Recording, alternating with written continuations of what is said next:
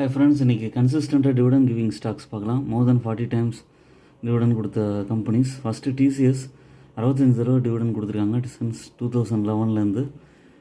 லாஸ்ட்டாக வந்து 30 ரூபா டிவிடன் தராங்க. 4th ஜூன் வந்து ரெக்கார்ட் டேட்டு கொடுத்தது. அதுக்கப்புறம் கிறிசல் 63 டைம்ஸ் டிவிடன் பே பண்ணியிருக்காங்க. லாஸ்ட்டு 2011லேருந்து 8 rupees டிவிடன் கொடுத்துருந்தாங்க லாஸ்ட் டைம். ரெக்கார்ட் டேட் வந்து 7th May. HCL டெக்னாலஜிஸ் வந்து 61 டைம்ஸ் டிவிடன் கொடுத்துருக்காங்க.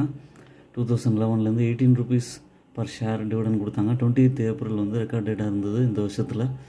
பேஜ் இண்டஸ்ட்ரீஸ் 57 டைம்ஸ் டிவிடன் கொடுத்துருக்காங்க 2011லேருந்து. லாஸ்ட்டாக கொடுத்தது 200 ரூபா டிவிடன்ட்டு.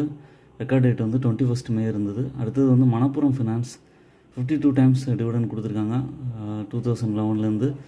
லாஸ்ட் டிவிடெண்ட் வந்து 50 paisa dividend 15th May record டேட்டாக இருந்தது. அதுக்கப்புறம் Sun TV network 51 times dividend கொடுத்துருக்காங்க 2011லேருந்து. 2 rupees 50 பைசா லாஸ்ட்டாக டிவிடன் கொடுத்துருந்தது. 13th March வந்து எக்ஸ் டேட்டு. நெஸ்ட்லே இந்தியா வந்து பார்த்திங்கன்னா உங்களுக்கு 48 டைம்ஸ் டிவிடன் கொடுத்துருக்காங்க 2011லேருந்து. 10 ரூபா டிவிடன் கொடுத்துருக்காங்க லேட்டஸ்ட்டாக. 4th July 2025 வந்து record date. Godrej consumer products 43 times dividend கொடுத்துருக்காங்க 2011லேருந்து. லேட்டஸ்ட் டிவிடெண்ட் வந்து அவங்க கொடுத்தது வந்து 5 ரூபா பர் ஷேருக்கு. ரெக்கார்ட் டேட் வந்து 13th May இருந்தது.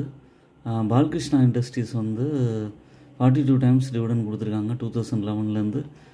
லேட்டஸ்ட் டிவிடெண்ட் வந்து கொடுத்தது வந்து 4 ரூபா பர் ஷேரு.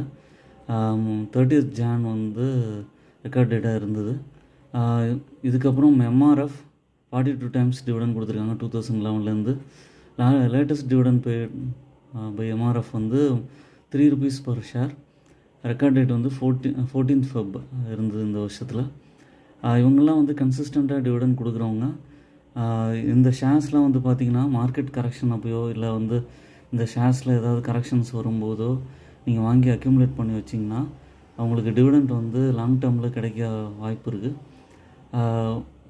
இந்த ஷேர்ஸ்லாம் டிவிடெண்ட் கொடுத்தாலும் ஓன் அனாலிசிஸ் பண்ணிவிட்டு இதோட ப்ராஃபிட் சேல்ஸ் எல்லாத்தையும் அனலைஸ் பண்ணிவிட்டு அதுக்கப்புறமா வந்து பர்ச்சேஸ் பண்ணுங்கள். டிவிடெண்ட் ஸ்டாக்ஸும் நம்மளோட போர்ட்ஃபோலியோவில் அட்லீஸ்ட் 10 to 20% இருக்குது பெட்டர்.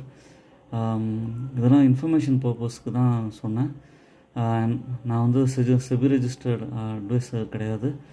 உங்கள் ஓன் அனாலிசிஸ் பண்ணிவிட்டு உங்களோட இன்வெஸ்ட்மெண்ட் அட்வைசரை கேட்டுட்டு அதுக்கப்புறமா வந்து ஷேர்ஸ் பர்ச்சேஸ் பண்ணுங்கள். உங்களோட இன்வெஸ்ட்மெண்ட் ஜேர்னியை தொடர்ந்து கண்டினியூ பண்ணுங்கள். என்னோடய சேனலை சப்ஸ்கிரைப் பண்ணுங்கள், லைக் பண்ணுங்கள், எல்லா வீடியோஸும் தொடர்ந்து பாருங்கள். உங்களுக்கு ரொம்ப இன்ஃபர்மேட்டிவாக இருக்கும். தேங்க்ஸ் ஃபார் வாட்சிங்.